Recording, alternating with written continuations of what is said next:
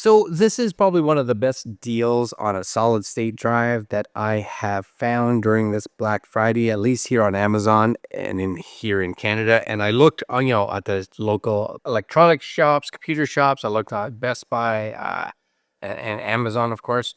And on Amazon, they have this drive right here. So I actually I bought two of them. And I've already opened them because I wanted to get using them. And these are the Sandisk portable solid state drives. This is the 2 terabyte version, up to 800 for, and it says it's funny, it's 800 for read. Now, during one of my previous speed tests, I was getting 800 pretty close, like 700 and change for writes. Now, my read speeds are a little lower, which is weird because it is usually flipped where the reads are usually faster and the writes are a bit slower. But on this case, my writes were always really fast and my reads still fast, not as fast. And this was actually on both of them. So it wasn't as if it was an anomaly with one drive. Both drives were doing it. I am using the supplied cables.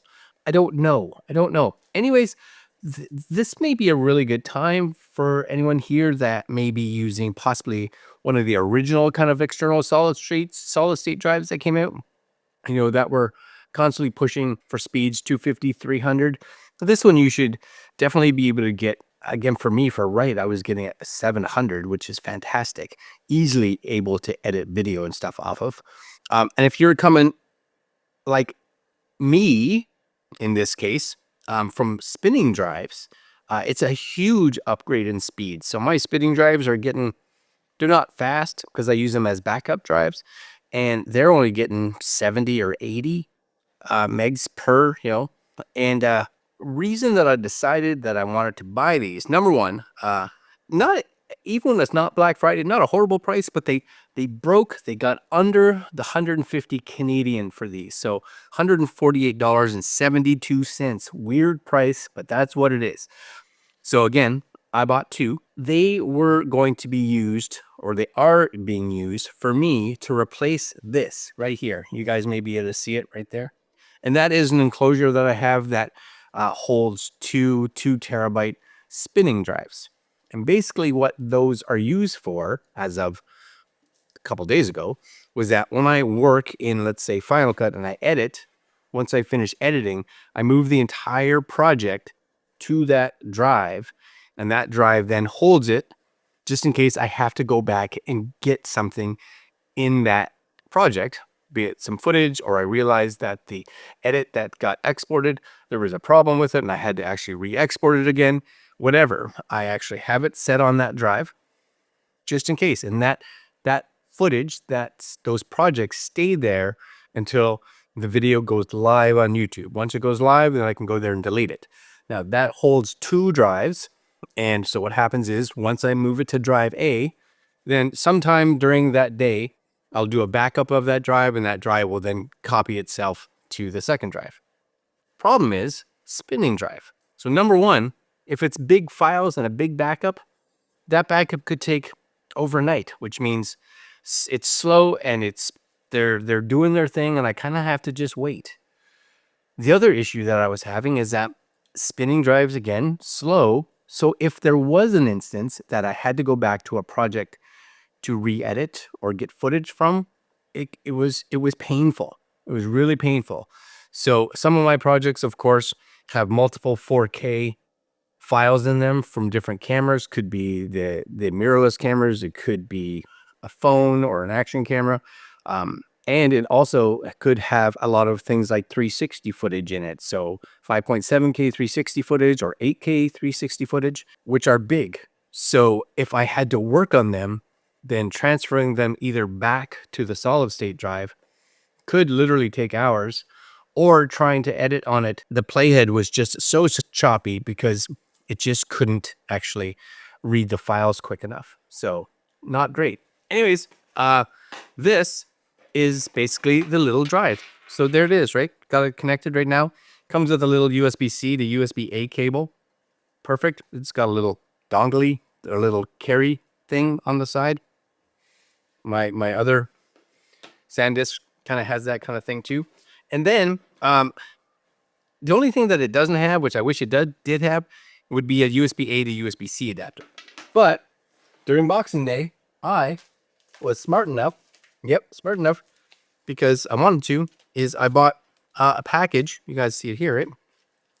And I'm sure hoping I bought the right way, but USB-A to USB-C adapters. So something that I could use to convert these. Little pack, I don't know how many, 4 or something like that. It was like $6. And nope, I bought the wrong direction. USB-C to USB. Why would I do that? Why would I? It doesn't even make sense why I would do that. Anyways, I'll keep them. It's not what I wanted. Anyways, let me find an adapter. One sec. So this is actually the adapter I want right there. USB-A to USB-C. So I'm going to have to order some more of these. So this is going to go in here. Let's do a quick speed test, shall we? So I'm going to plug this in. And this is on one of the new M4s. So there definitely shouldn't be any issue with the drive or the port itself being too slow. So let's see this. This should load up. There it is. Portable solid state drive. Yes. So let's bring up Blackmagic speed test. We'll run a quick speed test on this just so we can see it. So we'll select that drive. Yeah, so this is pretty consistent, right, speed-wise. And I am getting up and around that 800, which I'll take, right? I'll take that. Anyways, I want to show it to you over here with Final Cut. So we're going to load up Final Cut, and you guys can be able to take a look at how it actually performs. All right, guys, so we have the computer up here. And of course, I do have my drive that I normally edit from. So this is one of the faster drives. So this one can do up to like 2,000, but more expensive. And then I have the two here. So these are the two plugged in back here. On the desktop, of course, they are coming up as portable SSD, which is the one that I will actually send the data to. And then there's SSD 2, which is going to be the backup of that drive. Anyways, let's just bring up Final Cut here, and it should actually open up my projects. And these load up way fast because, again, when I used to have this plugged in, which it is still plugged in, but it's not actually plugged into here. It's just I could just undo the power. It would take 30 seconds to a minute.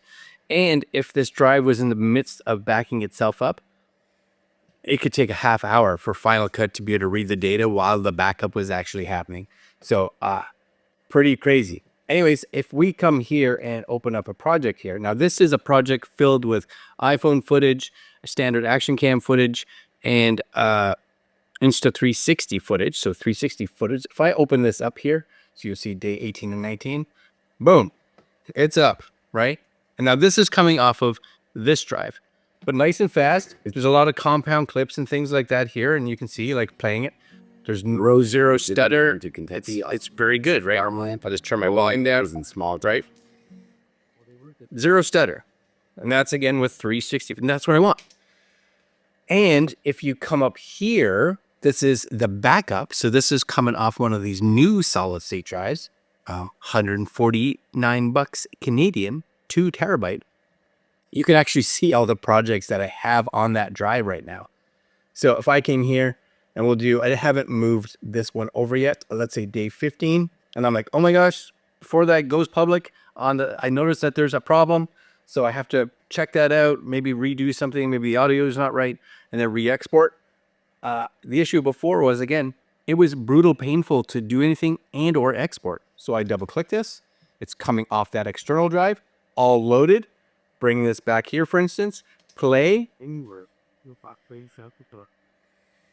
Zero issues, right? And this is actually playing. You guys can see it here, right? Better quality. So if I dropped it down to better performance, it would be even better. But there's nothing wrong with that. I can play this in full screen, right? Again, this has Insta360 footage.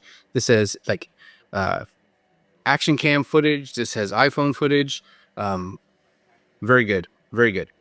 Very happy. And again, if I want to transfer files between them, it's solid state speeds. So sweet. Anyways, probably one of the best deals I could find for a 2 terabyte solid state drive external during Black Friday. So I'll leave links. I think you should look at one if you need an SSD. If you don't need one, then maybe don't waste your money, I guess. All right, guys, I'm out. Later.